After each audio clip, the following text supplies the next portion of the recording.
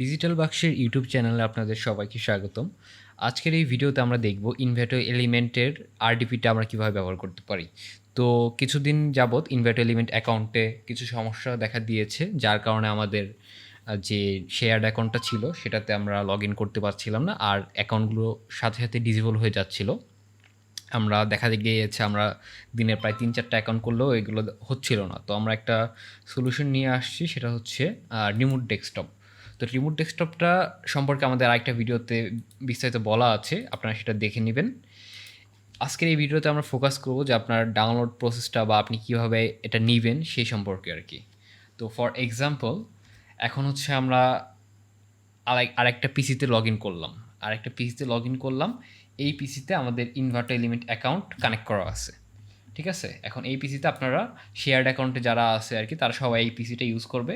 তো ওইভাবে আর কি আপনাদের জিনিসটা মাথায় রাখতে হবে। তো আমি এখান থেকে ইনভার্টো এলিমেন্টে গেলাম। ইনভার্টো এলিমেন্টে যাওয়ার পরে আপনার যে ফাইলগুলো আপনি আগে থেকে চুজ করে রাখবেন, আপনার কোন কোন ফাইল দরকার, আপনি এখানে এসে সেই লিঙ্কগুলো বসে আপনি জাস্ট ডাউনলোড করবেন। ফর এক্সাম্পল, আমি যদি এখানে এই ফাইলটা ডাউনলোড করি, এখানে আমি ক্লিক করলাম, আমি ডাউনলোডে দিয়ে করে ফেললাম।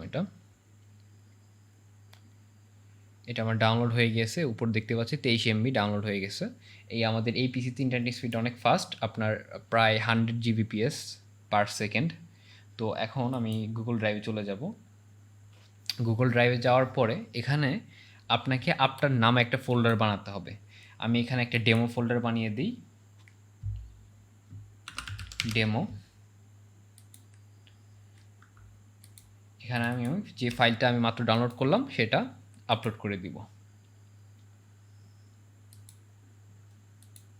এই তো এভাবে আপনার ফাইলটা আপনি এখান থেকে আবার লিঙ্কটা কপি করে আপনার পিসি থেকে আপনি ডাউনলোড করতে পারবেন। তো এই প্রসেসটা করার কারণ হচ্ছে গিয়ে যে ডিসেবল করার যে এটা ছিল আর কি, মানে ইনভার্টার যে সমস্যাটা, মানে সব মানে অনেকগুলো ডিভাইস থেকে লগ ইন করলে যে ডিসেবল করে দিচ্ছিল, সেইটার সমস্যার সমাধানটা এখান থেকে হবে।